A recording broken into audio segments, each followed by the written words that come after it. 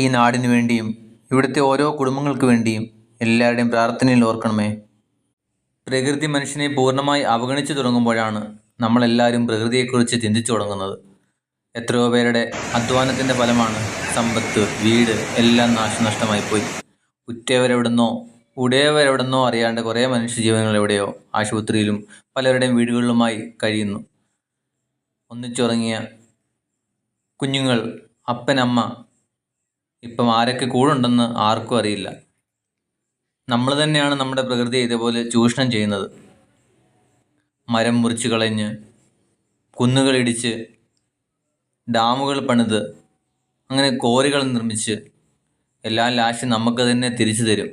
അതാണ് പ്രകൃതി. ഇവരുടെ വിഷമത്തിൽ എല്ലാവർക്കും, നമ്മുടെ കേരളമൊട്ടാകെ വിഷമത്തിൽ തന്നെയാണ്. കുറച്ച് ദിവസം മുന്നേ അർജുനായിരുന്നു.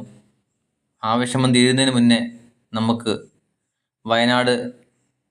വയനാട്ടിലെ ഈ ദുരന്തത്തിൽ കൂടെ നമുക്ക് വീണ്ടും വിഷമം തന്നെ തരികയാണ്. പ്രകൃതിയെ കുറ്റം പറയാൻ പറ്റത്തില്ല. നമ്മൾ പ്രകൃതിയെ നശിപ്പിക്കുന്നത് കൊണ്ടാണ് നമുക്ക് ഇതുപോലൊക്കെ തന്നെ വരുന്നത്. ഒരിടത്തല്ല, 2018 മുതൽ പ്രകൃതി ഒന്നില്ലെങ്കിൽ ഒന്നായി നമുക്ക് ഓരോരോ കാര്യങ്ങൾ കാണിച്ചു തരുന്നുണ്ട്. എന്നാലും നമ്മൾ ചിന്തിക്കത്തില്ല, വീണ്ടും തെറ്റ് ചെയ്തുകൊണ്ടേയിരിക്കും. കണ്ടില്ലേ, ഇത് മാത്രം കണ്ടിട്ട് തന്നെ കഷ്ടം തോന്നുന്നു. വീടുകളില്ല, ഉറ്റവരില്ല, ഉടയവരില്ല, സമ്പാദിച്ചു കൂട്ടി ഒന്നും തന്നെ ഇല്ല. ഇവിടെ മതമോ ജാതിയോ ഒന്നുമില്ല. എല്ലാവരും, പള്ളികളില്ല, സ്കൂളുകളില്ല, എല്ലാം പോയി.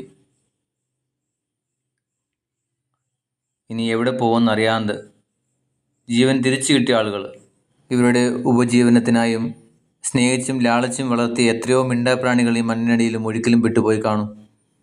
എത്രയോ പേരുടെ കഷ്ടപ്പാടുകളായിരിക്കും. നമ്മൾ തന്നെയാണ് നമ്മുടെ പ്രകൃതിയെ നശിപ്പിക്കുന്നത്.